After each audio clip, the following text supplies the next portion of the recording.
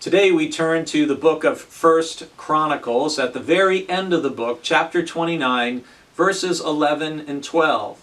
And this is part of the very important transition that comes at the end of 1 Chronicles, the final chapters, chapters 28 and 29, where we have the transition from King David and the investiture of his son Solomon as the next king.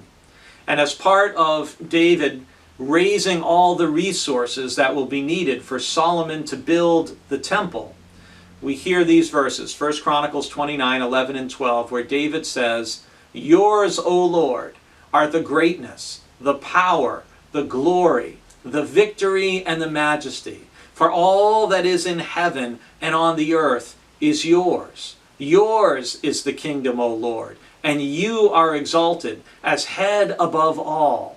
Riches and honor come from you, and you rule over all. In your hand are power and might, and it is in your hand to make great and to give strength to all." You may hear echoes of, this is like a doxology, right? It's like a song of praise. And you know what this passage always makes me think of?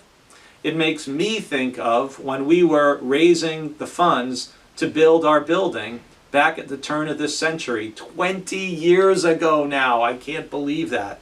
But this was one of the passages that I focused on and preached on as we were raising those funds, because it's a great, great reminder that, first of all, it's to God that is the greatness, the power, the glory, the victory, and the majesty, and everything in heaven and on earth is the Lord's. Anything that we have, including any riches and honor, come from God.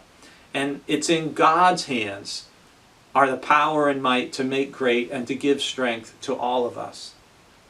So whenever I read this passage, it takes me back to that time when our church had to really step out in faith and trust, and we all, gave generously and sacrificially to make possible the facility that we all enjoy today. And everyone who is here now and is a part of our church is benefiting from the faithfulness and the generosity of those who went before them, just as those of us who did that benefited from the faithfulness and the generosity of those who came before us. I always like this passage as a reminder for me to be a good and a generous steward of all that God has entrusted to me, because it all belongs to God anyway. So I want to make sure I use what I have and that I share it as God would if God were living my life. And I also take encouragement from the reminder that it is in God's hands to give strength to all of us.